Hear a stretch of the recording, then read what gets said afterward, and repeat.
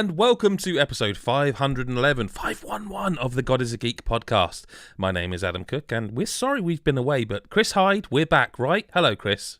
Yes. Oh my God, we're back again, as the Backstreet Boys once famously said. Tremendous. Lyle Carr, any old references you want to bring up? Not really, no, but we are in fact back, like the Backstreet Boys famously once were. I don't know. He peaked. He peaked for all of us, didn't he? Like, there was nowhere to ruined go. It. Yeah, no, there was nowhere to go. Very rarely am I the peak. Oh no, that was top tier. I wasn't expecting it. It was like I really felt bad saying Lyle, because it's like where do you go? Like, you've done it. We have been away for a couple of weeks.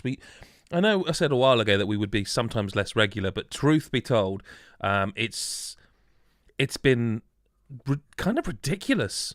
It's been mad. It's been absolutely ridiculous for games, and it's not actually stopped. I should point that out, but there's been a little bit of a. I mean, if we're again the peak, there's like a little dip, which is right now allowing us to talk to you. But like, I can only really describe it, and I don't want to. Yeah, perhaps it's a bit boring for people who don't do it for a living or write about games or whatever or cover games, but I can only describe it as I always refer to, like, after there's a late August period where Madden usually will come out, and then the games are just an avalanche.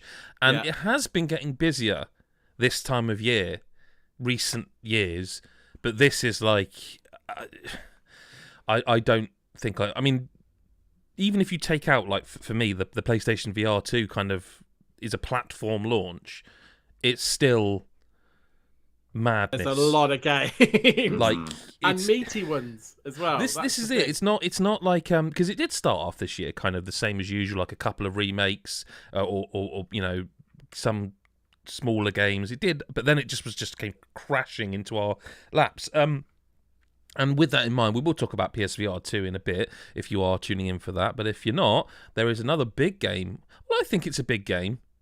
I mean, it's certainly a big game in terms of depth and length. Ah, there's the title. Excellent. Got that early, actually. That's pleasing. It's always pleasing when they come by mistake. Girth's still important, isn't it? Girth. That might be another one. Chris Hyde. I'm stalling for no particular reason because Wild Hearts is out now. I think probably out. Yeah, people have been able to play it a few days with the early EA Play. EA Access now. EA Access thing. It was EA Play, and now it's not. Or is it now? Whatever. The EA, if you pay for an EA subscription or have Game Pass. Playing it. We've been playing it too. Yourself and I.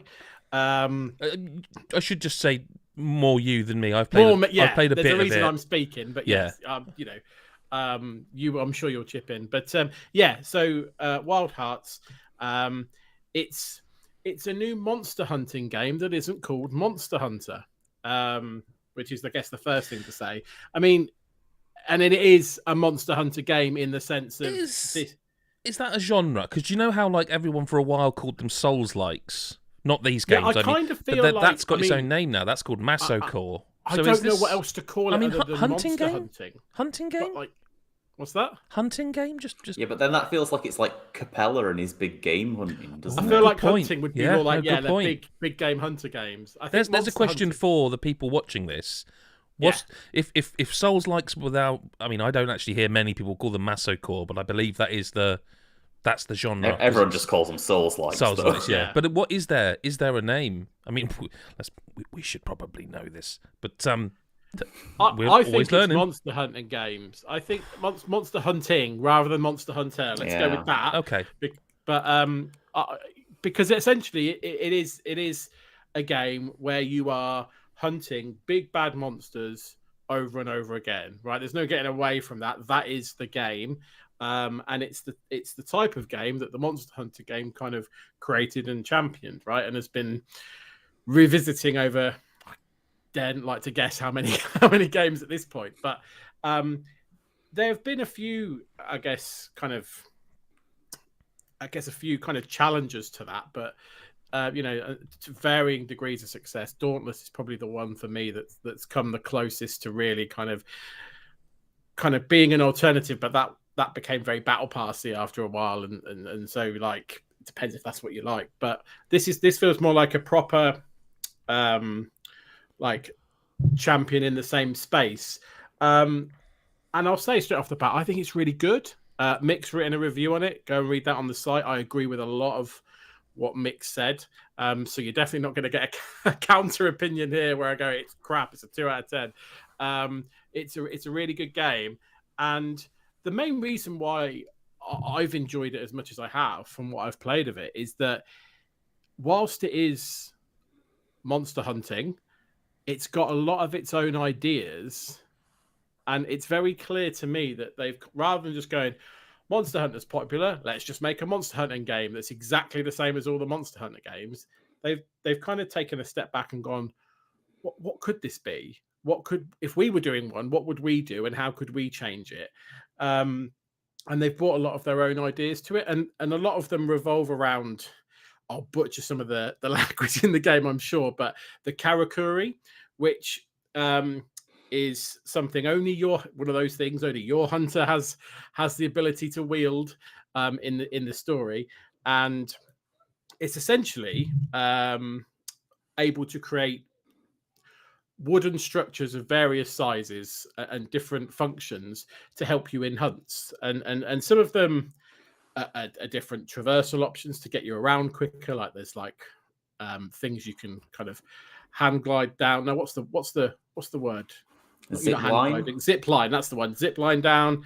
There's like crates you can climb on. There is a glider, isn't there, as well? Like some form of glider. Yeah, there is a glider that you can jump off and kind of glide down as well.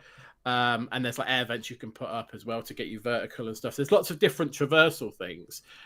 But there's also, you use the Karakuri a lot in fights as well. So even those basic crates I mentioned, you can kind of run up them and kind of launch onto a monster from above in a action that never gets old. And quite frankly, whenever I kill a monster from smashing its head from above, it never gets old. I'm always, well, you know what I'm like on Overwatch. I get a bit leery. If I nail a monster for final kill from above, it always gets me. But yeah, the way that it deals with, the way Wild Hearts deals with this kind of Karakuri stuff is,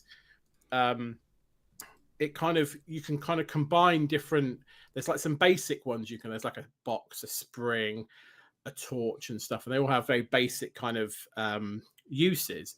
But then what happens is, as you fight different monsters, you kind of you learn to unlock different kind of combinations of these inputs to kind of create bigger things to help you in different fights. So like there's this massive like pig motherfucker that you meet relatively early on, and one of his like moves against you is like a charge move. So it'll wind up a charge, it'll do a few scrapes of its hooves, and then it will just belt it at you.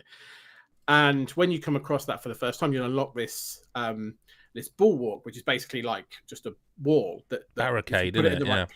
Put it in the right place, the pig charges into it, it gets knocked over, and then you get lots of opportunity to kind of wail on it before it gets that back up again. And this kind of extends. There's like a massive mallet that you can create, like a big hammer, and that's used against an enemy that creates a tower that you can use to smash the tower and stuff, and you can smash the enemy if you're quick enough. And it basically means as you play the game, you unlock more and more sort of kind of tricks in your arsenal to kind of tackle different situations, rather than just kind of increasing your numbers by getting a stronger weapon or a stronger armor. All that stuff's still there, cutting monsters up for parts and stuff to create armor and stuff. But like the thing I like about Wild Hearts is you're kind of constantly growing your kind of options in a battle. So like now when I'm facing monsters, I can kind of go, I've got the mallet, I've got other things that I can use, or I could just still pile up some boxes and well on it from the top, or I could just get up its anus and stick my katana up there if I wanted to. So I've got lots of different options that I can flex, and I really like that about this game, because it's very ingrained in the kind of how you're progressing, but it's giving you options where it's not like just one thing works on one monster. You can use a lot of different things on different monsters. So I really like that, because it is a different way of approaching it, rather than just learning some monsters' attacks, learning when to dodge, and then wailing on it, which being very reductive and critical of Monster Hunter there, but that is what Monster Hunter is about. It's about, you kind of learning monster attacks, learning what works to get them, and then, doing the traditional, or it's an ice monster, so I'll use a fire weapon, that sort of stuff. All that stuff's here, but it's this extra Karakuri stuff. I've had a lot of fun sort of unlocking those and kind of building up my arsenal, like I say, to kind of rain on it. So I've really enjoyed what I've played of it. The multiplayer aspect's really interesting. Monster Hunter seemed very like, once you get the hang of being multiplayer on Monster Hunter, it's easy. But there's still like 4 steps you have to go through to get online with each other with like codes or setting up groups and stuff. Whereas this Wild Hearts is very simple to play online. Once cross-play issues have been ironed out, which I think there were a couple on launch. But there's like 2 main ways you play online. One is you're literally buddy up with friends and put passwords on. Me and you, Adam, connected very quickly to play online together. But there's also these like hunter gates scattered throughout every map, and they're literally everywhere. So you're not very far away from one at any one point. And you literally can go to them and join someone else's fight like that. And it's so quick and smooth, and then it drops you back out, and you can choose whether to stay in their world or go to your own. And I've just found myself, if I'm just a bit bored, I'll just go and help someone to beat that monster, go and help someone else beat that monster, go and help someone else beat that monster. So even the online just feels a little bit slicker and more up to date maybe than kind of some of the bugbears of Monster Hunter. So it feels like a really nice alternative. Like, there's definitely room for both. I'm not saying it's the best thing I've ever played, but I'm really enjoying it as an alternative to Monster Hunter. I really hope people give it a chance and give it a go, because this stuff's always good with mates and stuff. So yeah, I've really enjoyed what I'm playing. I want to play more, want to get further and a lot more, and I get sucked into these types of games. So yeah, really enjoyed what Wild Hearts is doing. I think it's justified its existence alongside Monster Hunter as something that it's adjacent to it, but it's got enough of its own ideas it can stand on its own. So yeah, really, I'd really recommend it, and I'd recommend everyone to go and read Mick's review, listen to the video review, because I think it's spot on. The thing is I think one of the biggest things about it for me that I would sort of mention about it is that it's kind of unshackled. Like the thing I felt the most about Monster Hunter Rise is that I still maintain, and I know we joke about it a lot and stuff on the Game of the Year and stuff, but I still maintain that World felt like the biggest step forward for the series, where Rise it felt like it was almost going backwards a bit, because it was starting out as a Switch exclusive, and it was like, well, we had a lot of Nintendo exclusive hunting games, and we want to not piss off the people who have been there since like Ultimate 3 or 4 or whatever they were. And it did bring back some of what I would call not so much the clunkiness, but the structure that I didn't enjoy as much as other people. Whereas I feel like Wild Hearts is unshackled by the past, unshackled by the history of a series. It's a new IP. Yes, it borrows a lot, but I think it does it in a way, like, it feels like a lot quicker to me. It feels friendlier. It feels more. It doesn't feel like you need to have played every one of these games, and we're going to look down on you if you haven't. It doesn't feel like that sort of thing. It still has a few elements where I think you could maybe tutorialize that just a touch better. Nothing major, I don't think. And it is, it does borrow from the established monster hunting style of game. I think it's a really interesting one, because I haven't seen what I would call a big budget attempt at that sort of outside of Capcom. But I know Capcom have talked recently about how well this series is. I mean, heck, Christ, we've got a film, we've got a movie, Monster Hunter movie with Mila Jovovich in it. Wasn't it? I think. I want to say she was in it. Lyle's not sure. Sure, yeah, go for it. I want to say she was in it. You're right. Maybe. Like that game, that series makes bank. So yeah, it's interesting to see like Koei Tecmo, Team Ninja, EA partners, and it's all this kind of. Because they're also, one thing I can really add is that the only thing you didn't mention, I suppose, was that they are doing DLC in a way that Monster Hunter does it. Like, almost by the time you might perhaps not get bored but run out of steam with hunting over and over again, they'll be bringing more monsters in. They're very much doing that method. Yeah, it's quite a quick pace as well, which is good. Like it is, I think it's almost the first few are almost like monthly, aren't they? It's not like you've got to wait 6 months until you're going to get, more stuff. So I think they are keen once they've got people to keep them hooked, which is good because I think that's what this type of game does need. Completely agree with you. Like I think it's also got some fun. Like it's got some, again, because of that sort of unshackled nature, it's got some kind of, I don't want to say silliness, but because Monster Hunter can be silly, like the way you do the Fashion Soul style thing. You can sort of, sort of make it a bit campy, a bit silly, a bit whatever you want it to be. Yeah. But this feels like it has slightly more of an identity out of the gate in that it's going for a specific kind of period of, like, not feudal Japan, is it? But it's like, you know what I mean? It's based on. Yeah, like it's styled on feudal Japan. It isn't feudal Japan, but it's based. But yeah, you know what I mean. Like what they're going for. They've got an art style out the gate that is kind of adjacent to Monster Hunter, but it's kind of almost watercolors and pastels, and it's a bit more vibrant. It is a quicker game. I think it's a lot quicker. It sounds really weird when you say it, but the fact you can like build a stack of 3 boxes, almost Fortnite-like, run up it, jump off, and then slap someone from above. Like it sounds really weird, but it's very fun. Never gets old. It doesn't get old, and even if you're a bow and arrow character, like it will do the same thing, but it goes into slow motion, so you can, it's quite unique, and I find the combat itself is quite unique as well. Like every weapon has its specials and stuff, and they're all kind of out there and a bit bizarre in a good way, and I don't have an awful lot bad to say about it because like it does kind of correct a lot of the things like the world is segmented into those Monster Hunter kind of like there's Zone 1, Zone 2, but it doesn't feel like you're going to Zone 1. It doesn't feel like, go and hunt Monster X in Zone 2. It just feels a bit more cohesive, like they've designed the world before splitting it up into divisions. And I love the fact that your world is like what you put in it is like persistent and you can build it. So like the way it works is that like I said, there are traversal things, right? Because there's loads of hidden stuff and collectibles, but there's also easy ways to get around that you can make easier. So you can put like zip lines to cross gaps or just to speed up going up or down somewhere.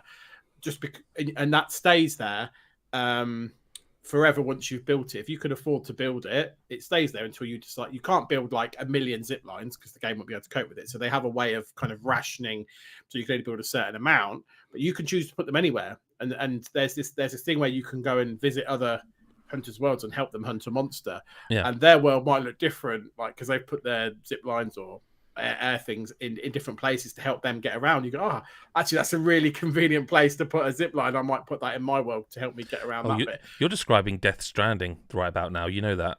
Well, I've never played it, but if you say so. No, that's the same thing. Like you yeah, let's not get into it. Because I'll get you angry. But I thought that was really cool. Like, and like if you put like, you put some boxes down in a fight, right, to fight a monster, and they don't destroy them because you've killed them or they've wandered off before they destroyed them. They'll be there the next time you go to that location. That everything you put in it stays there until it gets destroyed either by you or by a monster. Which I think it's a really nice touch. Like it's your world. Like each of these areas, they're your worlds, and you can do what you want with them and put things in them to help you get around as a hunter. I just think there's a lot of that you can play with as well as all the other stuff as well. So I think it's a nice touch. I really like it. Yeah, no, I do too. I'm looking forward to things calming down and spending a bit more time with it. I was going to say, speaking of things that are dense and long, moving on, but I don't think this next game is dense or long. Well, it's longish, but what else have you been playing, Chris? So I've been playing Wanted Dead.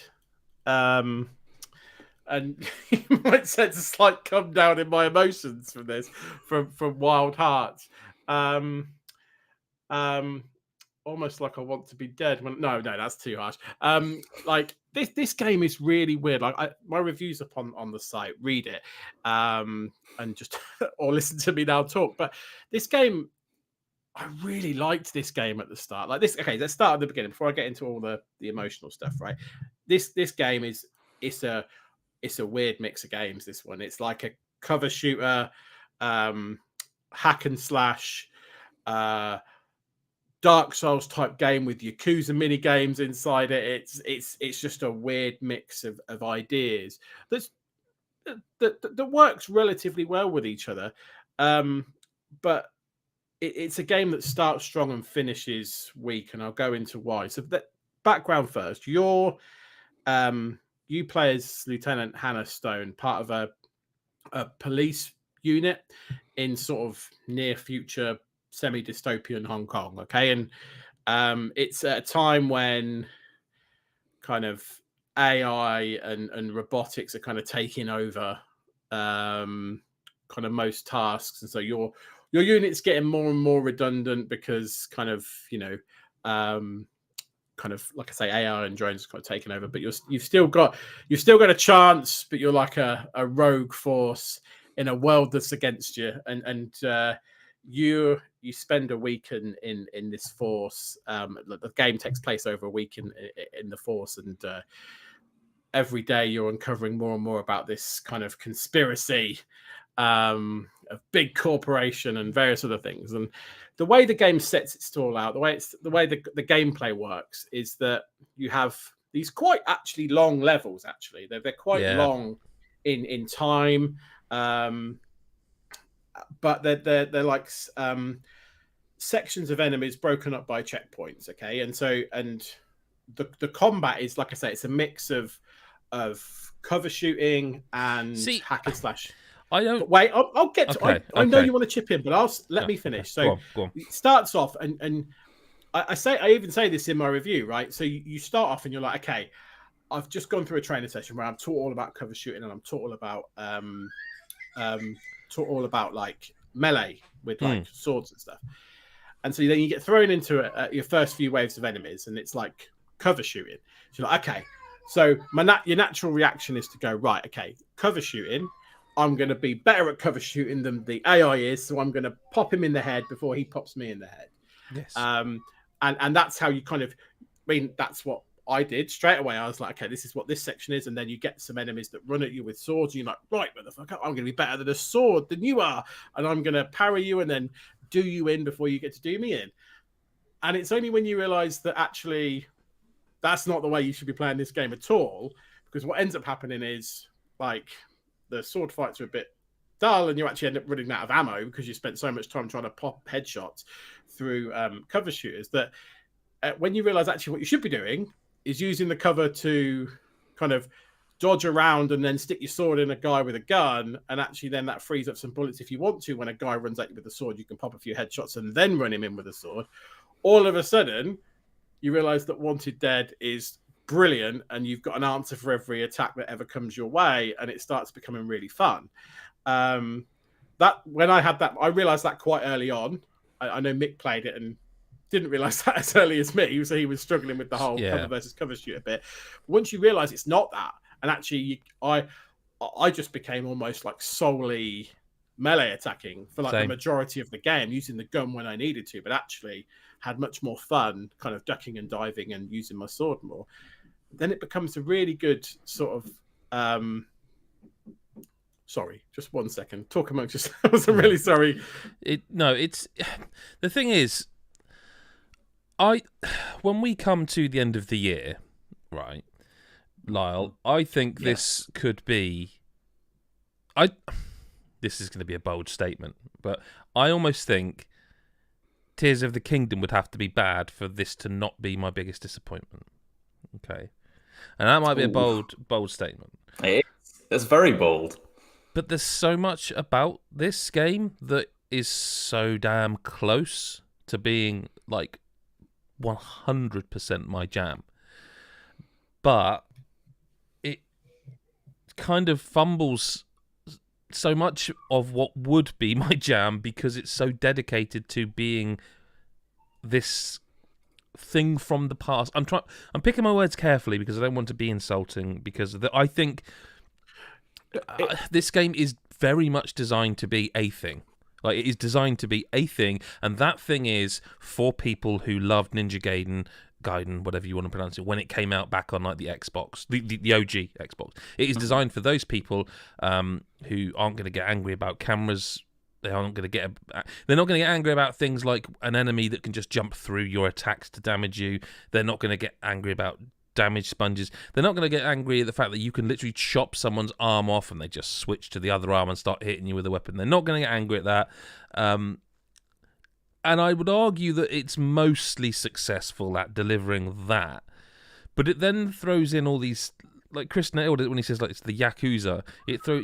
There's a section where you can sing 99 Red Balloons in German, which is and it's a karaoke mini game that is deliberately too hard. Like that was the first thing when I got a bit confused, because once they start introducing there's like a ramen eating mini game, and it's like, this is too hard. I like rhythm games, and this is weirdly hard. And it starts off okay, and then gets silly hard, and they do the same with 99 Red Balloons. It's got like a location you can go and explore, and the characters are quite good. Like I really like Hannah Stone. Like I like a sort of gang of ne'er-do-wells who have got they've all got personality. They really have got distinct personality, and it's too dedicated to that design decision. Right, yeah. So sorry, I can come back in now. Apologies for that. Thank you for covering. You did really well. And you said everything that I agree with. This game started off so well. I was in. I mean, Adam, we were talking about it, and you were like, "Oh my god, you're so happy about playing this game," and I was. And within the space of 24 hours, I was like, "This game can go fuck itself." Because what it does, right, is it does a really good job in the first few hours of it kind of increases the difficulty, the depth, everything, like most games would do. You ramp yourself up, right? You set your stall out with grunts and stuff at the start, and then you increase difficulty.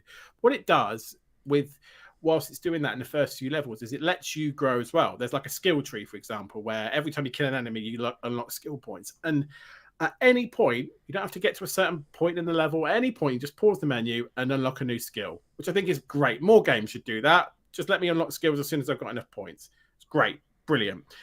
And you're unlocking skill points all the time. I was unlocking skills all the time. And then at every checkpoint, you get like a new mod for your gun, so you could tweak it, and you go, okay, actually, I prefer more damage, or I want less recoil or whatever. And that's therefore what I'm going to focus on. Oh, that mod does that. Great. Or it doesn't, so that's not for me this time, but I'll see what the next one does. Brilliant. And then what the game does is it does a few things, but they all seem to happen at about the same point after a few levels in. Firstly, you'll have just unlocked all the skill tree, and all these skill points are now pointless, and you go, brilliant. So I've stopped growing, but you're going to keep growing the difficulty. And it does that thing of like boss enemies become enemies. Yeah, I'll get to that in a second, because you know what I mean as well. And it's like, that's fine. But and then for some reason, I've no idea why, unless I've missed something, the game just starts giving you mods for your gun. Just every checkpoint is now just a checkpoint. I can keep going into the mod menu just in case I decide to revert, but why would I do that? I've got my setup. So again, no more kind of incremental advantage from your gun. And then the game just starts being an arsehole. Literally, there are some, and I hate them. And I there are these minigun wielding bosses. They're almost like mini bosses, right? And they literally, you can unload your entire ammunition in them, and they're not dead. Like, I'm not talking one clip. I'm talking about the max the game will let you hold, and they're still not dead. And this enemy will just run at you, or either shoot at you from afar, it will run at you and try and, I say pistol whip, minigun whip you as like a melee. And so all you end up having to do, the only way to do it that I found, was to hit it with my sword a few times and then run away and let it chase me around, say, a car for about 10 minutes in this like really crap Benny Hill type situation, and then letting it go for its lunge, and then me chipping in, and then it going away again. Occasionally it might just go, fuck that, and just throw grenades at my face or whatever. So I've got to try and get out of the way of that. But I just feel like if that was like a mini boss, I'd be like, okay, fair enough. I found a way to get rid of it. But sometimes I will say earlier in the game, there's like, I won't ruin it explicitly, although I think it's in the video review, there's a weapon, right, that like can insta-kill enemies, right? And sometimes they're scattered throughout, and it's great. And what we'll say is, despite the fact that you said about like cutting off enemy arms and they can still go, there's this weapon that can insta-kill things, and it insta-kills even those big mothers, right? Yeah. So sometimes in the earlier levels, they're scattered around where you might find them. In the later levels, no, not a chance, nowhere. But even then, man, like, sorry, but even then, I found so on that weapon reoccurs. It comes back on the second proper level, and another issue I have with it. I think the the checkpoints, they're brutal. They're brutal. You can go half an hour because the thing you've described is one of its biggest problems. The enemies do not go down. If this game just dialed, even if it was like, you're finding this too tough, dial it down, and it made their enemies have a much smaller health pool, because you are hacking and slashing at them with a katana. If they went down quicker, I think I'd still be playing this.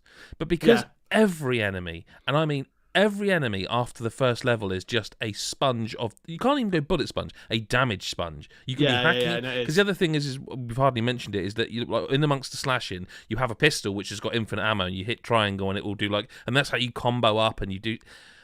And it's just... It's like they've thrown the kitchen sink of ideas at it, and I feel like if they pull some of them back, and I don't know... The thing is, I said it in my review, the difficulty is via padding rather than by design. Right, and that gets really old really quickly if you're not going to support your main character by growing as well. Yes, think about you can level up everything too quickly. I hate to say it, right, because everyone goes, "Well, we always compare difficulty to Dark Souls." No, but the reason why people bring it up, right, is because that's difficulty by design. There's things in that game that you can learn and you can master, and you can even grind if you want to, and you can do a rebuild or whatever. You could, in theory, grind in this because if you die, you keep some of your XP. So you could literally, and that's probably why we all ended up with for anything. No, because there's nothing more. The skill tree's too short. There's nothing to grind for. I can't grind anything. I'm stuck with. I would argue the biggest issue with this game is that it wants to wear its difficulty as a badge of honor rather than being something that's kind of challenging. This is what some developers misunderstand about difficulty. People don't. Well, no, I'd go one further. What I'm saying is, I think this maybe is a game where they've designed it to be able to say we're the hardest game rather than potentially. And you know what I mean? I think it's like, this is the thing though. It's like, it's almost like you said at the beginning when you were covering from it. It's like it wants to be an older style game. And older style games sometimes were more difficult because, frankly, they hadn't been on the difficulty consideration journey that we have been on now. That we are in 2023. But let's say that's true. Games have to be easy. But let's say that's true, and they've delivered on that Ninja Gaiden old school experience. That was me. So exactly. Yes, yeah. Who is this for? And also, the camera pissed me off. Can I just say the camera, like, it works really well in like when it's like an open big, in a big open space, and which and there are quite a few of those. You can spin it around. I'm talking like it's it's 1995. You can spin a camera around in 3D. But like it works, right? But Christ, there's a lot of tight rooms, corridors, and things in this game. And when fucking ninja comes at you, who's got a health bar longer than the screen. It's no health bar, but you know what I mean. You said that it takes damage, so you have to work on your parries. And the other thing, the camera just does a fucking 180. Yeah. I'm like, I can't. The other thing about those enemies being sponges for me, the issue is when there's no real indication of how much damage you're actually doing. Because if you're literally chopping limbs off and they're just still coming at you, like you don't really know how much health. I never felt like I got a handle on any enemy's health pool. I much preferred the bosses because they've all got health bars. You can at least see what you're doing. Yeah, and I was like, at least I know if what I'm doing is working, and I know how much, because I can. It sounds stupid, but if I'm on a boss, and I can see how much damage I'm doing, I can manage whether I can use more of my ammo on it, because I know how much damage that ammo is doing, and so I know if is it worth shooting or is it worth risking it and going in with a sword attack. When I'm against this fucking ninja with a stab-proof vest on, apparently, like it's difficult. And I want to be really clear. It's not just the difficult. I don't want people to think, he just doesn't like hard games. No, it's two games in one, and I think there's a really good game and a quite bad one in here. Like the sort of outside combat stuff is really cool, and the world building and everything. Yeah, it's and really the backstory of Hannah Stone, the anime cutscenes and stuff. Like it's just really cool stuff. It's interesting what you said about biggest disappointment. I have never gone this full circle, and literally, I was messaging you going like, I love games. This is amazing. Like, I've really got the bug again for like playing. It was 24 hours, I think, and you were absolutely fucking I know. I think fuming. Went from that, like literally up here, to what has happened. And it's because of what the game decides, and like you say, it's what it decides to stick to being. Yeah, it else. refuses to let you enjoy it after a bit. Yeah, we should switch, because we've done positive, we've done negative. Yeah. So we need to switch to something positive. We need to bring it back up again, right? So I'm here to tell you all to spend £500 on PlayStation. yeah. In a cost of living crisis, go. We had a really interesting question in Discord. It was not like a question for the pod, but it was just generally about it. Like, is it worth the money? And I think that's a really interesting thing, because I don't think I can be the one to tell you yes or no about PlayStation VR. I don't think I can be the one to tell you what do you value.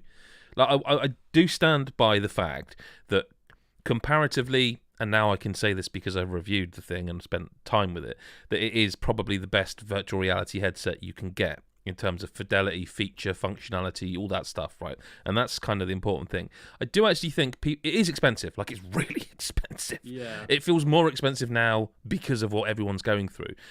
But it is actually probably still one of the cheaper ways to get really good VR. So to get even close to this, you'd have to buy a gaming PC. Let's be conservative and say $850, maybe £1,000. I would personally go a gaming PC that's going to be able to run any VR. I'd say you're going for £1,000. I would say, and I'd say if you want to, let's be conservative and say 900 then. To get anywhere near the visual fidelity of this, you're going to probably have to get a Valve Index or a HTC Vive Pro. Probably another £1,000. So you've spent £2,000 on it, and you haven't got the PlayStation. I want to be clear. What makes this so much better than any other VR, and I think this is going to be something that we see people chasing as the generation develops, is the stuff that Sony has put in the PS5 from day one. Like, do you remember when there were surveys going around from Xbox about, have you tried any controllers with haptic feedback or adaptive triggers, and what do you think of it, Xbox users? And everyone's like, they've realised it's too late. All that stuff, plus the kind of 4K lens that you can wear. Really should have had it to hand for a video podcast, but I haven't. Nothing anywhere near me. All of that combined with what the PS5 does is what makes this amazing. So, for example, to be clear, at the time of recording, I can't give a score to this, but Res Infinite or Tetris Effect, these are not new games. They have got PS5 games, versions that are coming out that are PlayStation VR 2 compatible or designed for. And what they do, you could probably imagine what they do. If I were to say to you, what would you... So, Lyle, you've probably played Tetris Effect, right? I don't think I have. I actually don't think I have. I downloaded it. I definitely downloaded it at some point. It was about Res. Have you played Res? You must have played Res. Yeah. Oh, thank God for that. I mean, of all people, I would. Right, Res is one of my kind of all time. I haven't played Res, and this makes me really want to play Res so badly. Res is for me. It's one of the all timers. Like it's still, and this is the maddest thing about Res. It still feels like one of the most unique things out there in games, and it's like it shouldn't. Yeah. It shouldn't, because it's been out for what was it, PS2? When they I think it was originally PS2. Yeah. I think I played it on the 360 marketplace. Or something. That's right. But I think originally back then, I'm getting old. I think PS2, and it came out with a thing. And I promise you, for those younger or people who aren't aware, this is not a made-up thing. With a peripheral you could buy called a trance vibrator. Okay. Now, now, I don't need to go much further than that, but this was a thing that basically, because PS2, this is before, wired controllers, this is before we had all HD rumble and haptic feedback and all that stuff. This was before the time. So this was a thing that you could, look, yes, people sat on it and played the game. I'm not saying I did. You need to say that, but never I actually never had one. No, because this is one of the things. There's lots of things you could do with this. It was a trance vibrator. It connected to the game, and it made the. So that was back then, if you know what I mean. So what this does now on PS5 is, so Res is. I mean, look, it's not an embargo-breaking thing because the game's existed for years. Res is fucking astonishing game. It's the only thing I think anyone ever complains about is, I wish there was a bit more of it. Bit more, just a bit more, which they have added since they re-released it and redid it all. Which is always the the negative. Shit, that's never a negative, right? Yeah, I wish there was more of this game. But what it does is, so even if you're just playing with the PS5 controller with the DualSense, it vibrates in time with the music. Like I would imagine this is one of those proper battery killers. Like it vibrates in your hand, and it's not like massive and horrible. Yeah, like that. It's not. I wouldn't say it's subtle either, but it's one of those things where it's done so well. You're like, oh, this is probably already. Oh no, hang on, shit, this is new. This hasn't always been there. Now, combine that with you being in the virtual world where you are looking around and Rez is an easy game to control. One of the things I love about Rez is it's quite an easy game to play. You just use a stick to move a cursor that's on the screen, and you press a button and lock on and shoot things. But now you're doing it with a like a wand almost, the new controller, and it's just they kind of coined that phrase synesthesia. I can't actually say it. Synesthesia, which is the combination of like the music, the kind of trance-iness. Yeah. Tetris does similar with this stick, but it's all of this in VR is because of the feature set the PS5 already had. So for example, the thing that the PS5, the PSVR 2 has that no other VR I'm aware of anyway has is a haptic sensor kind of. Apologies for those not watching. So for the audio listeners, it's in your head. Like it's on the headset, and it's got you've got two in your hands, one in. I nearly said two in the hands, one in the mouth, just for the joke of it. But yeah. So you've got this vibrating. So when you when you transition through like the levels within, on your head, so it feels like you are going through the tunnel, and it's like they could probably have just released this and gone, it's on PS5 now, and you can. But like to put that work in is like. And so I've got a video coming up for launch where we can talk more fully about them. But Tetris Effect does similar, like the best VR games. But I think you could probably guess which way I'm going with, like in a preview sense, with Rez and Tetris Effect. They are still two of my favourite games on any console. It's not clear to me from what you've said. Well, listen, I'm pretty sure we've given Tetris Effect a 10 on the Switch. I don't know. I mean, it's great on Switch as well. I digress. But what makes the PSVR 2 so good, as I say, is the feature set that the PlayStation 5 brings.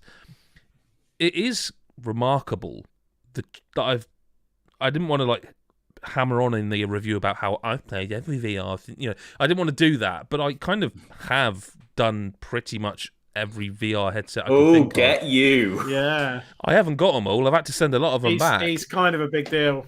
But so for comfort, the PSVR 2 is still just ignoring us. I love it. He's just fucking carrying on. PSVR was the most comfortable one. PSVR 2 is there or thereabouts. Like there's actually some things I like about it. Where again, sorry for the video users, those of us who wear glasses. Sorry for the audio listeners, I should say. There's like where your glasses go on the side of your face. There's like a small gap on the VR, so you can actually, if you fog up or focus goes, but you can actually just tweak your glasses. And they've thought of other little things like, the inner ear headphones, like the ones that suction in, like, AirPods Pros or whatever. It comes with a pair of them that you clip in. You could put like the big, the headset on like we're all wearing for the podcast. But these ones you pop in your ears, and it comes with the caps that you can change the size for comfort. And on the side of, and I didn't even realise at first. It took a few days of playing with this thing to realise it. I read the manual actually to find it out. In the side of the headset, there's like this weird little. I thought it was just a little design thing, but you can actually pop the headphones in there to just keep the wire out of the way if you're not using them.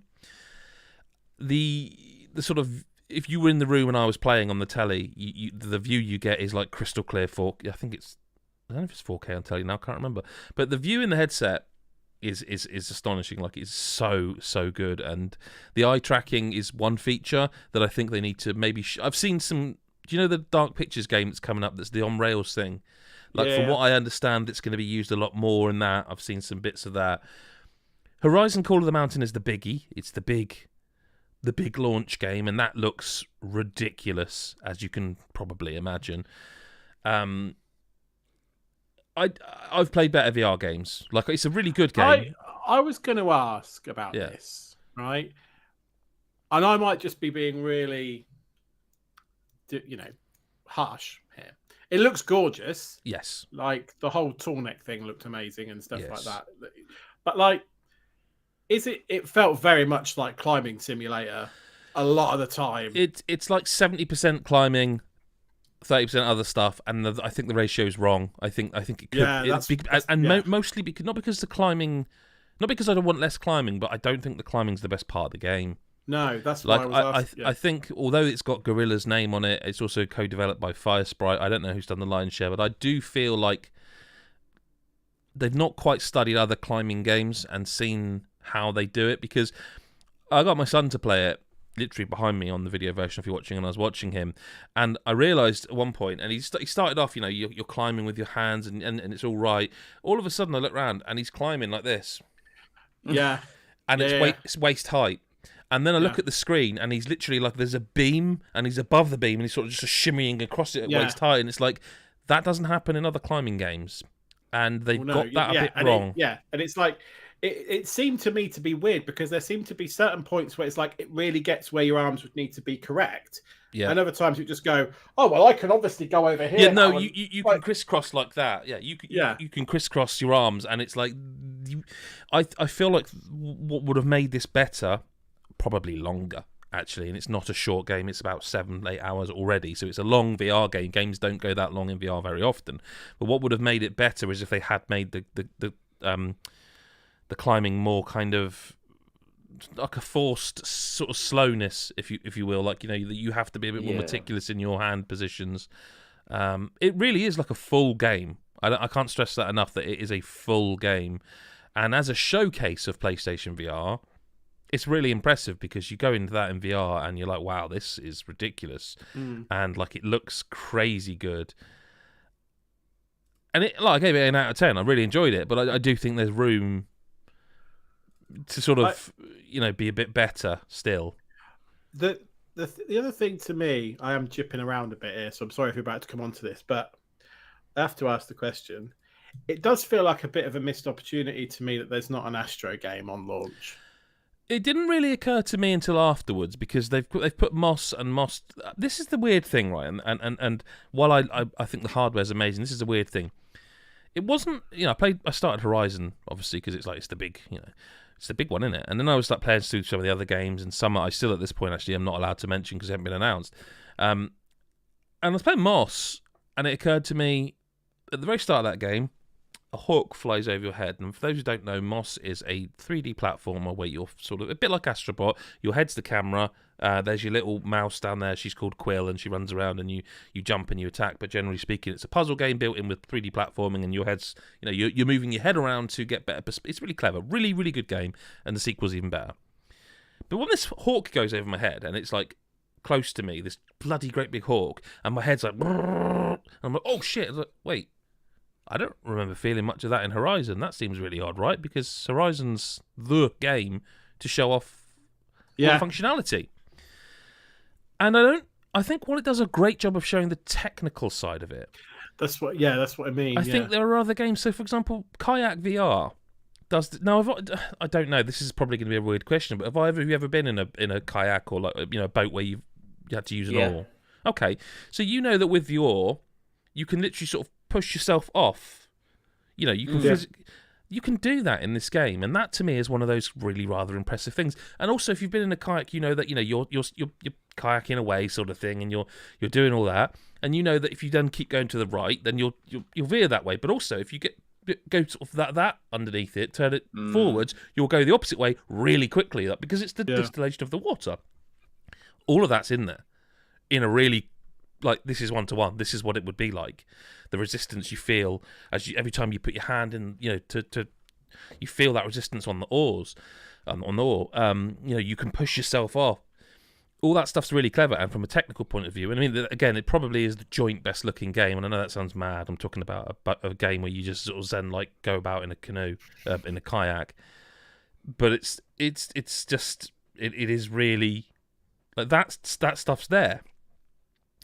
So I don't know that Horizon does as much of that as I'm a bit surprised that they don't use more. I think that's why I said about Astro, because yes, I mean, Astro did it for PS5 and PS4 VR. And when you're saying, which is what I think you're saying, is that the haptic stuff and the stuff that made us all wow when we played Astro, and it was like a showcase of how different the PS5 was with the controller and everything, kind of feels like you need an Astro equivalent if it's not going to be Astro to do that. I will say I think that could be the Dark Pictures game. I saw a clip I'm not sourcing, but I can't remember that. It was one of those, when something comes up in your YouTube recommendations and you just think, well, that looks interesting. I did that, and it's some guy who literally into Supermassive to play this game, and it does this thing. So what I will say is about the eye tracking is it is impressive. Like when you first do it on the VR, it comes up on the screen with dots in a big circle, and it really follows your eyes round without you moving your head. And it's like, oh, this is really cool shit. With Horizon, it does some stuff, but it also mostly is like you can turn it on for menus, so you just look at resume or look at, you don't move your head. In that game, the Dark Pictures one, there's literally it feels more like what you're looking for there, because I saw a clip of this guy, and it's like on the door, you're on a roller coaster, and on the door it says "Don't blink." And he goes in and he blinks, and when he opens his eyes again, all these mannequins have moved, and then he blinks again and they've moved again. And that's the kind of thing that shows off how that game... Yeah. It can see that you are blinking. There is another game, I'm pretty sure there's a game that uses that similar mechanic. I'm spacing on what it is. Elsewhere, I won't go on too much longer. Elsewhere, there's a really nice game. I do want to shout it out because it's a smaller game. It's called Puzzling Places. And it is a 3D puzzle game. So think of jigsaw puzzles, but 3D ones. And while you're playing it, the audio, you don't have to have, this is one you could easily play without. But like the audio, like I was building on screen right now, I'm building like a snooker room, and you can hear clacking of balls and talking and stuff. And you look down and you've got 4 reference pictures so that you can get a sort of in your head a picture of and then you're just literally trying to put pieces together. And this one took me a while to figure out, like, obviously from a flat screen, what the heck was going on. But then as I got it, I was like, I get what it is, and what it's doing. It must be really clever in like when you're actually in it to have the reference. It's just one of those that, like, when you've played your games where you're like, oh, running around, blah, blah, blah, I'm doing all this. It's just one of those that's really nice to just sit there and go, I'm just going to put these bits together, and I find Moss a bit like that, where I can just sit there and relax in VR. I've played loads of other VR games. Frustratingly, the one I want to play above all else is probably something we'll have to talk about another week, because that's GT7, because that hasn't currently been patched to a pre-release that I don't know. It might have been by the time this is out, but I would imagine that's going to be a launch day patch to enable that. Apparently, that is like the game is fully playable in VR. It's not like GT Sport was, where it was like, here's a mode with X amount of cars. This is like the full game, and I really would love to get into that.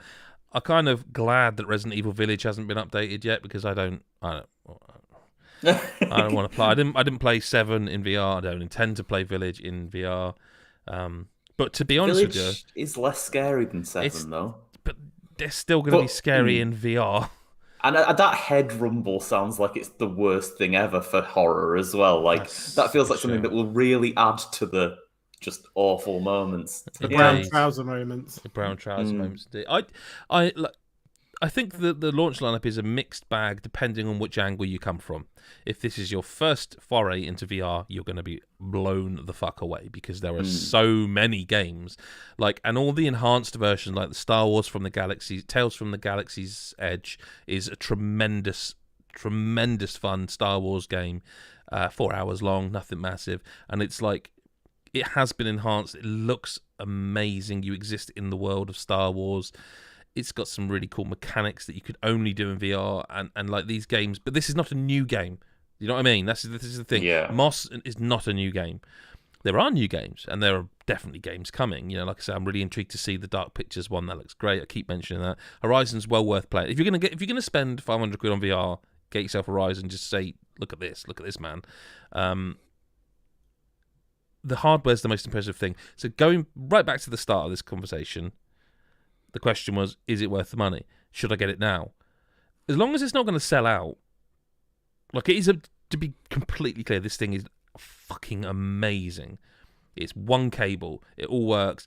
Pisses me off a little bit. There's only one charging cable for the controllers, because every game I've played uses them both. So it's like, I know there's a dock available separately. I'm spending 500 quid. I think you should probably... maybe at least include 2 cables, or there must be some sort of USB cable that's broken out into 2 that can charge. I don't know. Yes, it's worth the money. If you have the money, it is a luxury. Do you need it right now? It's going to get better. It's going to get better and better and better, and the software support is going to come, and you are going to have more than just Horizon and say Kayak VR, and I'm sure I'm forgetting. Like I said, I've got to be a bit careful, because there's some games that aren't officially confirmed yet. But like, again, Res Infinite, Tetris, these are games that are not new. They are known quantities. They were already good. They're now the best they've ever been. Maybe in a preview sense. Fuck it. Smooth. Yeah. Yes. And listen, you can build puzzles. You can make puzzles and go kayaking in a storm if you want to. You can go for a kayak in a storm, and like who wouldn't want to do that? I'm not going to go real life kayaking. Yeah, actually, interestingly, it has like it measures how far you've kayaked when you're like 1 kilometer or whatever. So I wonder if there was a bit of it that you could use as an exercise thing. That game's really amazing looking. I hesitate to call it a game. But I suppose when you're in VR, everything's a game. I mean, it's a game. It's available on a PlayStation. It's software on a computer console. It's a game. Lyle, sorry to have kept you till last here, but there's one more game I think we should talk about this week before we get to listener correspondence. There is. I think so too. And I assume we're talking about the same game because it'd be weird if we weren't. Is it out yet? I think it's today, isn't it? Is it out today? Okay. As we record, yeah. Out today as we record, probably. Theatrhythm, Final Bar Line, the technically fourth game in that rhythm series that's all the Final Fantasy songs. And you might be thinking, well, it's just Final Fantasy songs, and there's been loads of them. So what makes this one special? And the answer is, pretty much every Final Fantasy game you could ever dream of is included in this game. So if you have songs that you really like from Final Fantasy Tactics, Final Fantasy VII Remake, Mobius Final Fantasy Record Keeper, like literally all these weird tiny games. There's a song on there from the DS Chocobo minigame collection that was also a card game. Like they have scoured the series to a ridiculous level to include, it's like 385 tracks, I think, currently, before they add DLC for like other games. But I don't think I've ever played a rhythm game in my entire life with more content. It's wild how much there is.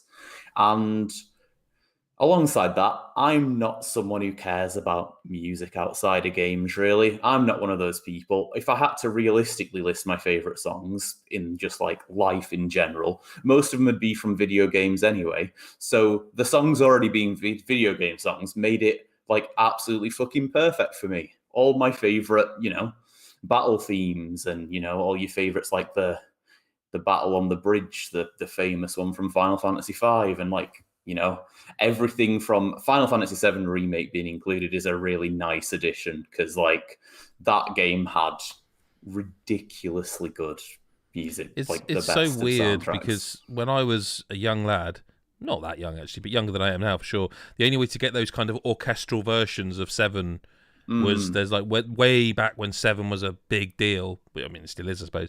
There was like a Japanese import CD you could get where an orchestra had done it, and now they're just here in this game. It's just in this game. Just buy the game if you want. Just there. So the way the actual gameplay works is quite interesting as well. Like you have sort of notes coming down different lines like you would in most rhythm games, but you can press any button to hit them, not just like they're not, each row isn't assigned to a button. You can just press sort of whatever button. And that sounds weird, and it is, but then once you sort of get used to it and they might start throwing more than one at once, you can use any other buttons and it leaves your hands free, so you can maybe use the shoulder buttons if you need to use some notes from it might require you to move one of the analog sticks in a certain direction. There are longer ones where you might like these sort of long notes that require you move the stick like up and down to trace them almost. And just like the way the gameplay works, it's really interesting. Like you'll even like after having played for like 8 hours, I'd get to suddenly like one of the harder songs because I was ramping up in difficulty. You can kind of pick the order you do things in, but I decided to do a sensible decision of doing like every star rating in a row basically. And like as I was getting to these harder songs, they'd like sort of throw combinations I hadn't realized yet, like, oh, I'm having to like hold a button, and then when I let go of the button, they're also asking me to move an analog stick at the same time. And like, obviously, this all sounds kind of stupid saying it aloud, but it means that like the inputs are very creative, and it doesn't like nothing really feels the same. Like if you were playing like an old school Guitar Hero game, every song would kind of feel pretty similar, except it's for, to a different song. Like you'd be holding the guitar in the same way, you'd be like doing the same buttons, and it feels like it's a more creative way of doing the inputs. The only real issue I have with the game is like it has weird RPG elements that I don't think are very well explained or really very necessary. It's very weird. Like you get to unlock your first Final Fantasy game, and you'll be given basically all the main characters from that game to select from. So, and you will have picked 7 probably. I did. Sorry, I was confused because you said you could. But you mean you can? We did. Let's be honest. You can presumably pick 9. You can't pick 9. No, there's 5. I'm not playing this game. There's a few initial ones you're allowed to pick from. You can pick 2, 5, 7. I think 14 or 15 or something like that. Chris, you get to unlock another one pretty quickly, though. You're not. Yeah, you don't have to. You can. I think you have to play like 2 songs, and then you can do whatever you want. But so you unlock one, and you'll get given that cast of characters. So you can have this team of 4, and you can pick you've got Cloud and Tifa, and all your usual ones, and they all level up as you play. And they fight them all off the Vivi after 2 songs. Is that what we're saying? I definitely did that. Yes. Oh God, I never thought of that because stupidly, don't ask why. Then I went and played 13 after 7. It's one of the low difficulty ones. I did the same. It was more, to be honest with you, that I wanted to, because I did play 13 and didn't get it was fine, not great, but I just was like, do I remember any of this? Yeah, I remembered the battle theme. There was one song where I was like, "Oh yeah, I remember hearing that." I'd forgotten Hope's beanie. No, was it Hope? Yeah, Hope's beanie. Yeah. I'd forgotten that, and then I saw it. I was like, I'm not staying in 13 very long. I kept him and his beanie on the team for a while. Why not? Yeah, fair. But yeah, so there's the RPG stuff going on. As you do each song, there'll be a battle going on in the background, which will be your 4 characters and a Cactuar or a bomb or all your favorite Final Fantasy enemies, and and they do damage based on how well you hit the beats and stuff like that. But then you can also equip them with abilities, where it's once you've hit a certain amount of long notes in a song, they'll cast Blizzard. And it sounds so unnecessary but good at the same time. It is so necessary, and it kind of does end up being good. At the very end of the game, you unlock an endless mode, and you actually have to think about the RPG elements by then, and then because you've presumably played pretty much everything at that point, you'll have lots of characters leveled up, so it makes sense to switch between them and everything. But especially for the first and I'm not saying for the first hour, for the first 5 or 6 hours, you'll just sort of be switching characters because you can, because I was doing it just to try and keep not make the level disparities too, because I didn't know. I'm like, this must do something apart from so I didn't want someone to be level 40 and level 1. Yeah, because you can have a full team of level 99s, and they go eventually above that with sort of star ratings, but 99 sort of the early cap anyway, and you can have a full team of level 99s doing a song, going through a song. And if you miss beats, your health will go down slower. But weirdly, the window of how when you can hit a beat is actually really long, really big. It's just that you'll get a good instead of a rainbow critical rating for hitting the beat, and it'll mean your rank's basically a bit shit. So you don't really miss beats that often. You'll just maybe not time them their sort of perfect timing, say. So you can just take a team of level 1s and play pretty much anything, and unless you're doing very badly, it probably won't really matter. And then you'll get sort of side quests to do with this side of the game as well. So you'll be it'll suddenly say oh well, deal 30,000 damage in this stage. So you're playing the song, and down below you'll see 300 disappear from from a hit that Cloud's done. Does that become clearer? Because I saw them and I'm like, oh, that's quite a cool idea to get. Obviously the aim of the game is don't fail this song. Yeah. Then you see, you say something like that, or cast. and obviously I haven't played as much anywhere bloody close to it as you, but I was curious as to whether that stuff becomes not more prominent, but does it become clearer how you do that? Because there were a few of them where I was like, I thought I did pretty well, so I'm not sure why I didn't get that. Is it because I was playing on it, I need to up the difficulty, or? It's usually that either your characters aren't quite the level they expect, and like they don't really care that you'll come back to do that side quest, but also the difficulty changes it too. And but how does alongside, how does that? Because the song's still playing, and you still are playing a rhythm game. Yeah. So, and you're saying, so if I had like a higher level Cloud and a higher level Hope, they might do some of that. They'd have more abilities or maybe do more damage at a base level based on their stats, because every character has like a sort of D to S rank in their like attack, defense, everything. Okay, like so it is really optional. This stuff like that is you could just play the songs and tap tap tap tap. Yeah, you can. And then alongside that, it's not just optional. It's like so poorly explained. Yes, and like there are some things that still. So one of the side quests, the one where I said like have a total damage of whatever, they don't tell you what the damage was in a song after the song. Ever. You can't find that out. You just have to hope you've gone above that.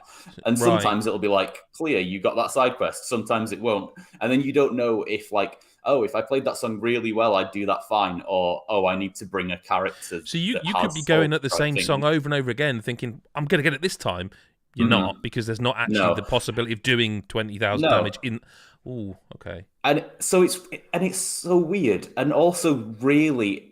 If you ignore that, and eventually realistically, I just swapped characters to level them up, and then towards the end of the game, a few more things like start to become clear and unlocked that made it so I was able to get some enjoyment out of it. But once you ignore that, you get your ranking based on how well you've done anyway. You get like triple S, double S, A, B, whatever, based on how you perform it. That's nothing to do with the characters, so you don't need to pay attention to that at all. Like, see, that's what was confusing me, because I was getting like a double S or triple S, and but not completing the objective, and I'm like, well, what did I do now? I get it now, but you've explained that to me, not the game. Yeah, the game definitely didn't. No, I get it now. I 100% get it. Like, okay.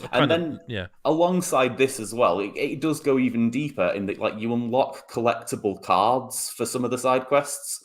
And I didn't think they did anything, but if you go to the library, it will suddenly say any damage. It's a picture of Cloud, and it'll say any damage Cloud does with this attack is 1.10 times stronger now.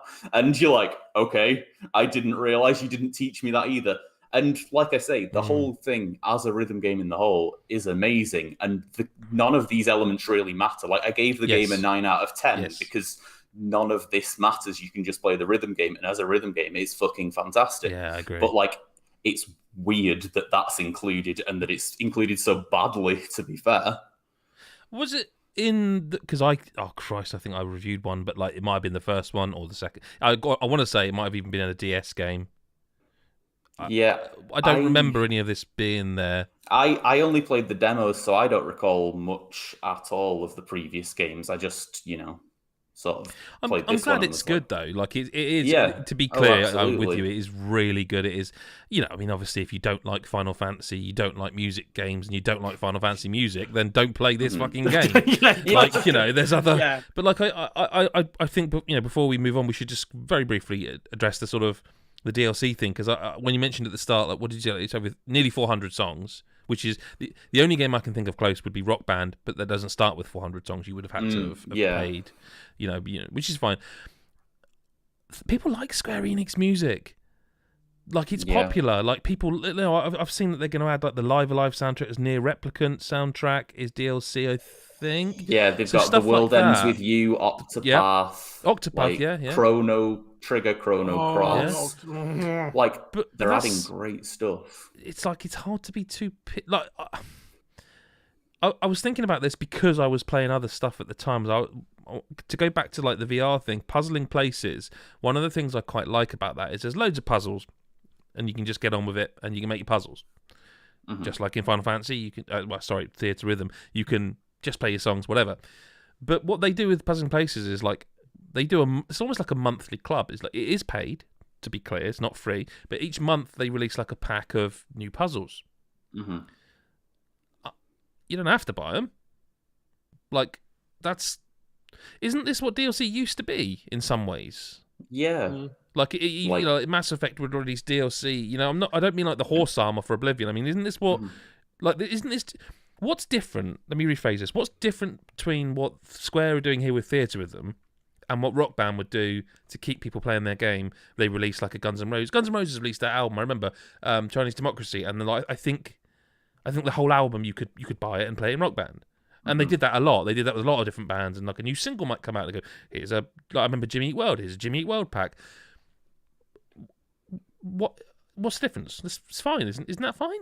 I think that's just fine. I think the only issue here... Sorry, were we saying it wasn't? I must have missed that. I think some people have been, in general, in the world, have sort of seen this as being, well, this is the fourth game in this series. So if you're just sort of doing more Final Fantasy songs and then sort of revealing you're going to be bringing in songs from other series afterwards, it feels like it should be like, as this is such a big new game, it should be part of it. But like, it's literally upped the songs by like 100 and something to the last one. 385 songs in the base game. Let's be clear. If they were asking you to pay for Final Fantasy VII DLC, I might have an issue with that. But they are going, this is the Final Fantasy, you know, blah blah blah. We're gonna here's Live Alive. Here's Octopath. Like that's a nice thing. I don't think it's coming at all. I think that's how you do it. Yeah. You're saying, look, if you want more of this, but it's extended even further to other games, then here you can pay for it. If you don't, here's nearly 400 songs from what sounds like some of the most obscurest Final Fantasy games we can find. Like, literally, what else? If some people are moaning about that, I don't get what people want. I think there's an element that people get angry about DLC full stop, and I totally understand that, because when you're paying like 50, 60 quid for a game... And it's like sort of not quite complete, or like has a story arc you're going to miss or something. Which I do agree with. Yes, but there's of course, 385 songs here, so what's a complete game? I mean, that's it, isn't it? If you it's kind of the beginning and end of the argument. To be clear, there have been good... very good rhythm games, like the one behind you, Lyle, that have released with like 60. Yeah. And that's plenty. Do you know what? I'll probably get shit for this, but I actually, because of the way a lot of DLC is now, what let's be honest, most DLC has been replaced by kind of a battle pass system or cosmetic stuff. I kind of miss the days a little bit of like when Mass Effect would get like a nice 6-hour expansion or something. But totally. I kind of miss that. I'm trying to think. I know a game did this recently, and it's you know what I mean. You know when something's just back here. I know it. I played it. I did it. There was a game that did that not that long ago where it was like a proper bit of DLC. In fact, Midnight Suns apparently, I still haven't had time, but does that with the new characters. I'm still waiting for them to announce the Xenoblade 3 stuff, because obviously Xenoblade 2 had like the Torna stuff, didn't they? Oh, and then, that's a good example as well. Because I feel like that, and then the Xenoblade 3 stuff has just been like cosmetic-y, mini, little, tiny stuff. Whereas, like, you're waiting for the big, like you say, the 6-hour... I tell you what, Lyle, someone didn't watch the Nintendo Direct, did they? No, that's what I mean. Like, for me, that's the difference. Yeah. No, I'm saying they've announced the Xenoblade 3. Yeah, no, I know. No, sorry. You mean you're waiting to get that? Yeah. I really thought I had it then. No, sorry. What I'm saying is I've been waiting till now for that. I'm really gutted about that. I thought I had you. Every time there's been... because they've had 3 up till now.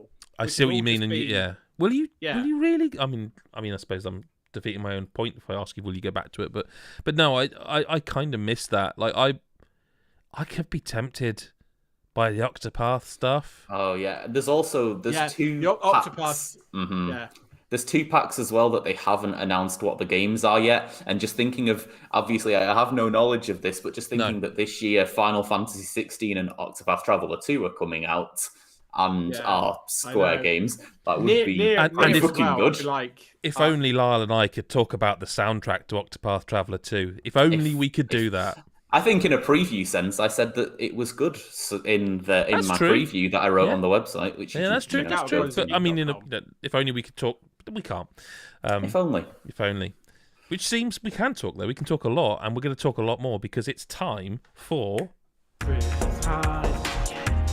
List of correspondence. It's time.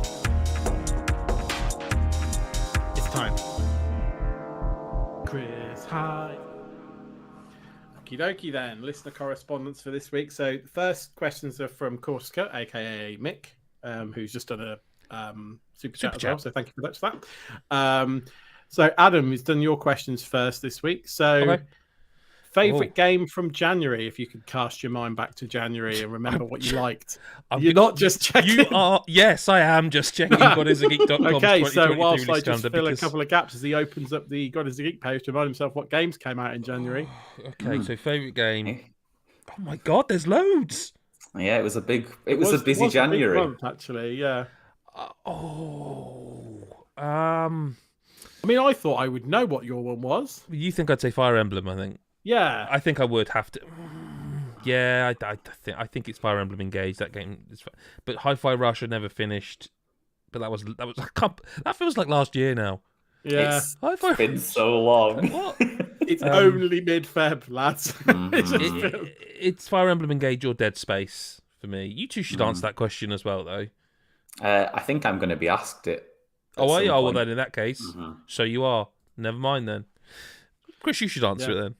Yeah, well, maybe I'll get asked it in a minute. Maybe you will. Yeah, let's just wait. Let's see if you can answer these two questions. Favorite PSVR 2 game you've played so far? That you are allowed to talk about in brackets. Yeah. Star Wars. This is caveat. Things are technically still under embargo. So with that in mind, Star Wars Tales from a Galaxy's Edge is really cool. And I would say the Moss games, probably. Yeah. I think you've answered the next question. Yeah, I have, yeah. As much as I can without getting in trouble. How's Tetris Effect and Res on PS5 if you played them? He likes them in a previous sense. They're good games anyway. There we go. I think I know the answer to this one, but this is interesting. Wild Hearts or Monster Hunter Rise? Gun to your head, pick one. Well, first thing is you don't need to put a gun to my head. I'll just answer it. It's fine. But I think he's quite a aggressive person. So I've always found that. It's Wild Hearts for me. Yeah, I think unshackling itself from all that history makes it a more for me. Yeah. Favorite game you played on the Steam Deck in the last few months? That is a difficult question. Because I haven't played it this year, so it's a really difficult question. That does make it especially difficult. Yeah. Sorry, no, I have. I have played it. Oh, that might have been before Christmas. Well, it's still the last couple of months. That counts. Persona 3 Portable. Hey. Amazing game. Finish it. Fuck off. Finish it. Jesus. I played it to make sure it works. Thought, I forgot this game was really good, and then moved on. It's fine. Yeah. Right. Finish it. This is a good one. This question. Food question. Favorite croissant filling? Can I ask a counter question to gather some information about this question? What would you just? What a croissant is? No, I know what croissant is. What would the croissant fillings be that you would? I mean, I can only think of a few. Is this a thing I've been missing my whole life? I don't know. I think of like 2 or 3 things that. Well, what would your? Oh no! Chocolate and let me fill almond you in. or. Oh, I see. I was thinking, if you're saying filling, I was thinking like somewhere like a Costa, they might do like a cheese and ham croissant that you can. Oh, there is that. Like toast for you. Yeah, I was going to say. Thought of that. I'd definitely be branching out into savoury options if I was answering this question. Like I like jam, I like Nutella. I think mine's really boring. Are you just going to say butter or something? Exactly what I'm going to say. Yeah. Yes. I just think they're the best, though. I'm with you. Oh no, sorry. I think you've both misunderstood. Have you put? You're slicing it and putting the butter in. Yes, I have into done it. that too. Yeah. What? Sorry. Yeah, chicken. No, sorry. What were you going to say about butter? Me? What? No, sorry, I thought Lar was agreeing with you about butter. No, Lars, I'm saying I would cut the. So this goes back to. Oh Christ! This is an almost not inconsequential bit of information, but my dad's, when he was alive, bless him, a long time ago, when we were kids, the holidays we used to get were his bonus. his boss couldn't afford. I don't know how this works. Someone should have asked. Hang on, you can't afford to give him money, but you'll pay for a holiday for him. Someone somewhere was making a bit of cash there, weren't they? Yeah, there was some sort of something was going on there, wasn't it? But anyway, that's what we did, and we used to go to Spain every year. But the first time we ever got a holiday as a family was for my dad and for his bones. We went to France and we had croissants from France. And we cut them open and put butter in them, so they were fresh croissants with butter that would melt and warm. And I don't think I've ever topped that. I will say I do like a chocolate croissant from Costa or something like that. I will. Yeah. And I would never, I mean, fucking hell, I wouldn't turn down any croissant. And later in life, I quite like it when they've got like the almond paste in them. That sort of yeah, I had some of them today. Quite like that. Yeah, quality croissant. But I can't, in good conscience, sit here and say I have a preference over or above a buttered croissant. So, like, for me, it's a savoury one. Like we do this thing every year where we kind of get like Zoe's uni friends and partners, which includes me, get together every year just before Christmas and have basically like a makeshift Christmas a few weeks, early December before Christmas. And so, like, over the course of the weekend, we'll have like Christmas Eve, Christmas Day, and Boxing Day. And so on like Boxing Day morning, you've got all the Christmas Day leftovers, and we always have croissants stuffed with like leftovers. So like the turkey and the stuffing and like cranberry sauce and maybe a cheeky chopped up roasty or something in there and a bit of cheese or something. They're banging. That does sound really good. So good. Said it, yeah. So good. So like, I would always say if I could like, what would you want in a croissant? I'd be like some sort of savoury. Like, I'd like jam or whatever in a croissant. Jam's good, fine, yeah. But if I was choosing it, it'd be like a cheese and ham or that Christmas one is just so good, so good. So yeah, I'd say something like that. But okay, croissants are just good, aren't they? They're just really fucking good, aren't they? Yeah. Okay, that's the end of your questions, Adam. Do you want to do mine? Yeah, I can do, yeah. Hang on a sec, I just need to pull them up. No, this is where you get a bit blindsided because I actually have got questions for you, but they've been sent to me privately. And with the instruction, don't tell him before the pod. Are you serious? That's amazing. Serious. Oh my God, it's like I'm not even in control of my own fucking list of correspondence anymore. Don't worry, there's nothing too bad. What I do you haven't think... finished Xenoblade. No, well... Sorry. What do you think of Metroid Prime Remaster compared to how Xenoblade went from Wii to Switch? Nintendo refers to both as remasters officially. The original Xenoblade. I think so. I think so, yeah. Remastered one.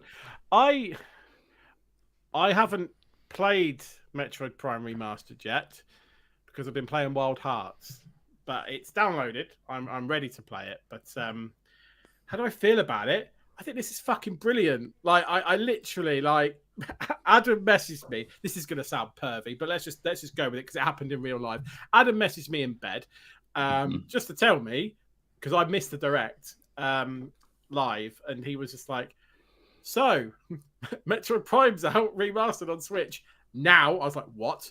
Like Metroid Prime, for those who don't know, is like my favorite game on GameCube, one of my favorite games of all time. It is fucking brilliant. The fact that they've not only released it but made it better, you know, I know Sean reviewed it for us. I don't think I could want more. I haven't played it, so I can't comment on how it feels for me to play. Hang on. There's another question actually that you. Of course, there is. It's a four-parter, I imagine. 6 questions. Did you find any bit annoying in the original and still don't like it here? Maybe like the Chozo Ghost section. Like, I know the answer to this because I don't find that bit annoying anyway. So I don't imagine you would as one of your favourite games of all time. The only thing when I played the original a few times, and I think the only thing I think we spoke about it because you played it more recently than me. The section right at the end, I think I already agree. Where you have to find, I think, is it the keys or whatever they're called, the Chozo keys or something. Yeah. That has got if you're being super critical, has got the poorest part of Wind Waker vibes to it. 100%. That was what I was just gonna say. If you didn't, and so like I kind of feel like, you know, I think there is less of it because there is like you can get some of them earlier, and it's not always. It's not like Wind Waker in the sense that you now got to go from scratch. But there is that element a bit to it, but it does it a lot better, I think, than Wind Waker does. And obviously, Wind Waker Remastered fixed a lot of that shite. But like, I'd say that's the only bit. I think there's a lot of stuff in that game that is fucking brilliant, and it still holds up today. From what you said, it still holds up today. I've got to play the remaster. I think I'm gonna fucking love it. But that would be that's the only thing that comes to mind, because I mean, Christ, I still listen now. Like Lyle, you said about like music and stuff. I still listen to music from that game, so I'm gonna love playing through that game again. Like there's tracks in that game that I just listen to just to chill out. So like I am gonna have a ball playing it. Like it's brilliant. Well, we're not finished with the Metroid questions, by the way. Keep them going. What do you think of it being? What do you think of it being a budget price release, despite Nintendo doing stuff like Pikmin 3 with no upgrades, but some new content at full price? You don't care. You just Metroid. You don't care. You don't. I like the fact that they've not just gone 70 quid. Like I think it's great that there's an acknowledgement there, because I think what was it, the 3D All Stars stuff, I think stuck in people's mouths a little bit with the price of that. So I think, sure you haven't read these questions, because I mean, have you ordered the physical version? No, but I really want to. But no, I've got the digital version. Okay, sorry, Was there a 3D All Stars question on there? And I've just... No, but that's what they did. If you remember, that's what they did, didn't they? They the limited run of that. Yeah. But like it's, no, I think it's great. I think they nailed the launch of this. I think everyone was waiting for it, and I think even some people were probably hoping for all three together, but that was never going to happen. Like you were never getting all three games for one price. So they may do all of them, and it will certainly keep people quiet, because 4's not getting any information for the next 3 years or however long that we've got to wait for that. So I just think next year, I reckon. Yeah, I mean it's fast becoming the new Dying Light 2 of the site, isn't it? Metroid Prime 4, but like so happy this game exists. So happy. There's one more question for you this week. Okay. I will say, what's your favourite game of January? Fire Emblem Engage, just because it's just filth. It's just filth. It's all ring polishing, and like you said about vigorous ring polishing, and I thought you were taking the piss, and you're not. But like you didn't tell me there was like weird, creepy, like stalker vibes in this game as well. Like there are characters in this game. You know, you have the little interactions with them when their affinity goes up and stuff, and some of them just come out and go, I like looking at people, and sometimes I'm looking at them, but I just like looking at people. I didn't think. I thought that was quite innocent the way he explained it. It's creepy. And then one of them goes. He explained. Don't listen to him. He explains it. It's and then, people watching. Yeah, but then another one goes. I like looking at you. Would it be okay if I that is true. Slept in the same bed as you and watched you wake up? I'm sorry. What? Like it's really like it's funny. It is innocent, but I was like, Adam didn't tell me how creepy this game was. There's a game out soon. Engage. I'm well up for creepy. If you want to talk creepy, there's another game I can't wait to talk about that is embargoed, so I'm going to shut up and say that's all your questions. You can ask Lyle his now. Cool. What's your favourite game from January, mate? From January, gosh, I wish I'd had some time to think about this question. I'm going to say I'm breaking the trend because I've not played Fire Emblem Engage yet, but hope to soon. And I'm going to say The True Slime King, which is sort of like Super Meat Boy, but with a level creator. So it's like Super Meat Boy cross Mario Maker, and it's just really, really well made. It's got some really cool ideas, and I really love like very hard 2D platforming, and that's what that is. Really, really good game, and one that probably hasn't been heard about a huge amount. So yeah. Now, I know I've asked you this question on a previous pod quite recently, so I know the answer to this, unless something else has crept in that you like even more, but I don't think it has. Okay. What's the game from March you're looking forward to? Oh, I bet it's Resident Evil 4, is isn't it? Yeah. It is, because you know what? I'm really excited for that still. And admittedly, the March schedule has packed up a little bit, and there's some other brilliant games in there, other games I'm very excited about, but I mean, it's still, for me, Resident Evil 4, because I love the original, the remake. How could it not be? How could it not be Resi 4? Yeah, I mean, I don't know. It is for me, so that's it, really. What's your favourite game you played on Steam Deck in the last few months? I mean, this one feels quite easy because I played the True Slime King on it, which I just talked about. So I'll say copy that. and paste answers. Yeah, easy. And this next question is the question that the whole world wants to know the answer to. Are you going to play the Power Wash Final Fantasy VII DLC on stream? Yes. Give the people what they want, Lyle. I will. Yes. There we go. Heard it here first. That's a God is a Geek exclusive. And then the last question, which I assume can only be a euphemism. How are the pies? I don't know what he's talking about here, so I assume it's a euphemism. Yeah, I do. Do you got? You must. No. What's he talking about? What's going on? I can't tell if you're winding me up now. No, I'm not. I don't the know mince what pies. Oh, they're all gone. That's what I mean. Is that not what he's referring to? That must be what he's referring to. I should, because you have like 52 of them. 54. 54, yeah. 2 packs of 27 mince pies that I got for free. And admittedly, I think when I finished them, they were like 2 weeks after their best before. But I did finish them. They were walking by that point. I might be wrong, but that's surely what he's referring to. I can't think of any other pie. Yeah. Would be. I heard pie and just sort of instantly was thinking about savoury pies because I mean, I don't know. Do you never want to see one ever again now? Like, is it? I didn't really like mince pies to begin with. Oh, I didn't know that. Yeah. 54 in. How do you feel about them now? A bit worse. When I first opened up the first pack of 27 and I had 9. I had a tray of 9 for my first day. And I was like... 9 mince pies. Bosh. I had to eat them. So I had my first tray of 9 and I was like, these are pretty good actually. They weren't full size like your standard mince pies. They were a little bit mini, which I think meant there was like a bit more crust and they had a nice powdered sugar on. Like they were a decent quality of mince pie. So I had my first. So they weren't like frozen or anything. They were. No, they were just. Just makes me wonder the person who gave them to you. How many did they actually buy? The first, presumably they had others. It was from it was from a food waste app. So they did the collection. They did the collection from Booker's Cash and Carry. Like 300 An individual doesn't have 54 spare mince pies. Yeah, now you've said that, I feel stupid, but yeah. It was from a Cash and Carry, so they were like big, like you have these in your cafe, box of 27. I thought that seemed like an odd number as well. Now it all makes sense. It all makes sense. It does. Yeah.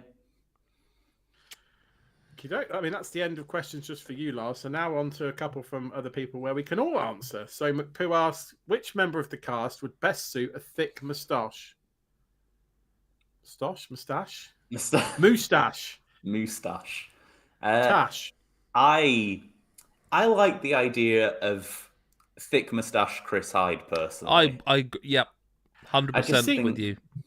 I reckon I could do the twirl. This is what I think. This is what I was going to say. I can see you, monocle, top hat, whacking great fucking caterpillar up the there. Monopoly man. Yeah. Like would not be out of place in a Sherlock Holmes game. No. Like you'd see you as an NPC and be like, oh yeah, fair. I just can see, like you say. Yeah, I do it sometimes. Like when I'm particularly annoyed at the things you're saying about me. It's good. I think that's an easy question, Chris. I'm fine. My answer was going to be Lyle because I think he's there already. Yeah, I mean, I feel like I'm more the beard than the moustache. Like the moustache isn't the center point. If you know what I mean. So, also, you'd have to shave the beard off, and then I'd have to reveal my weak chin. See, I feel like again the question is suggesting that it would be only. Yeah, exactly. Yeah. Because so you'd have to get rid of the beard, and like you say, like if I had to get rid of my beard, it would reveal all 6 chins, and no one needs to see that. There's I don't like a thick mustache. I really hate a mustache being anywhere near my. I like it. There's a lip line, and you must go no further than that. Like there's a guy who does a TV show. My wife watches. What's it called? Something about the chateau. The chap's name's Dick Strawbridge. I promise you, his name is Dick Strawbridge. It is good. Oh, is it? I know. Something to the chateau. They bought a chateau ages ago, and they did very well. Oh, and his mustache is fucking and it is. It's dense. Yeah, like it's dense. It's thick. It's dense and long, and like I'm telling you, like it must eat. And that to me is no, thank you. So yeah, I'm not doing it anyway. It's Chris. You've got to grow one, like a massive caterpillar mustache. Yeah. There we go. Or, no, I'm not going to say it. It's fine. I mean, what were you going to say? I was going to say, or I'd quite like to see Chris with a Hitler mustache. I wanted to say it, but I wanted to make you say it instead. Yeah, no. It weirds me that you've both synchronised on Hitler quite quickly. Well, no, we'll call it what's a Chaplin mustache. That's sorry. I think you'd look great with a Chaplin mustache. Yeah. See, a Chaplin sounds like some sort of like ring through your it. penis or something. I feel like in that. I've got Chaplin. If we can get enough donations. Well, you grow a Chaplin mustache. We need to work on the branding, but yeah. Richard Herring did a show called that. I don't know if either of you know. He's a comedian. He's actually probably best known these days because he does that. You know, when International Women's Day comes around and everyone goes, oh, but where's International Men's Day? There actually is one. And he would like direct them to that, and he would spend all day forwarding people. Oh yeah, the guy does on Twitter. Yeah, that's Richard Herring. Yeah, I remember. And he actually did a show many years ago called Hitler Mustache and that's what he did. And his wife fucking hated it by the end because he had this. You know, a touring comedian is like that's a year of touring, so he had that mustache for. And he was. I never saw the show, but I would love to have heard how he was treated as the year went on because I don't know. It's just isn't it strange? It's strange though, isn't it? It's just hair. It's just hair on your face. Yeah, but like it's done. You can't do that. You can't have that. That is not an. There's no. There's no game creator that's got that as a mustache style in the game.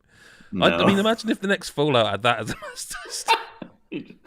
Just imagine if I rock up to like my next business meeting, even on Teams, just put the camera on. No, I want to see you at the school gates picking up your daughter.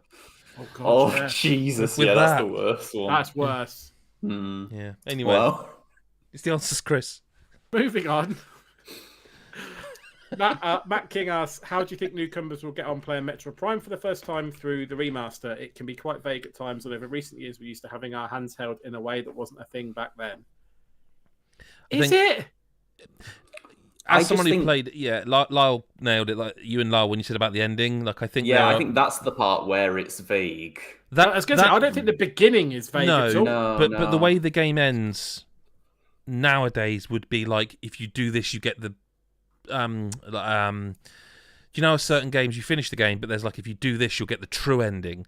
That would be like this is true ending. That would be that. Yeah. And that might. I don't think the game's vague. Like. To know what you're doing at the start. I mean, it does the whole bloody Samus thing where you're like, here's all the tools. There are some bits, this is to say, somebody played through it last year, there are some bits of it where you're like, I mean, this is the beauty of it, it's an old game, there are some bits where you might need a guide. Not need, that's the wrong way of putting it, may end up using a guide. Like, but I think it's I remember not because you don't know... Fire Cavern stuff, like some of that's a bit like... It's a 10 out of 10 for me. That game. I would never have described it as vague.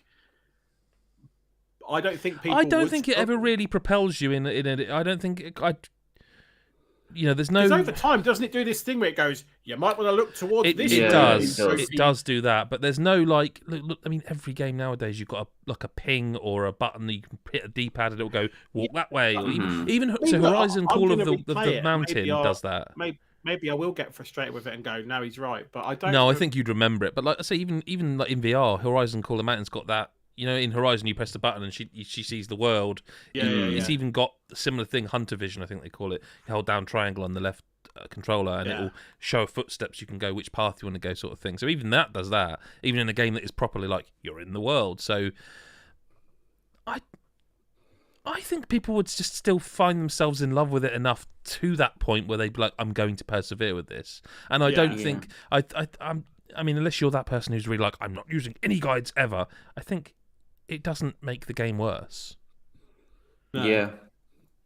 No, I think that's fair. I do think that ending would be like, and this is how you get true ending for Metroid Prime these days. If it was I think more than anything, this will shape. I don't know. This is what I was thinking about Metroid Prime 4.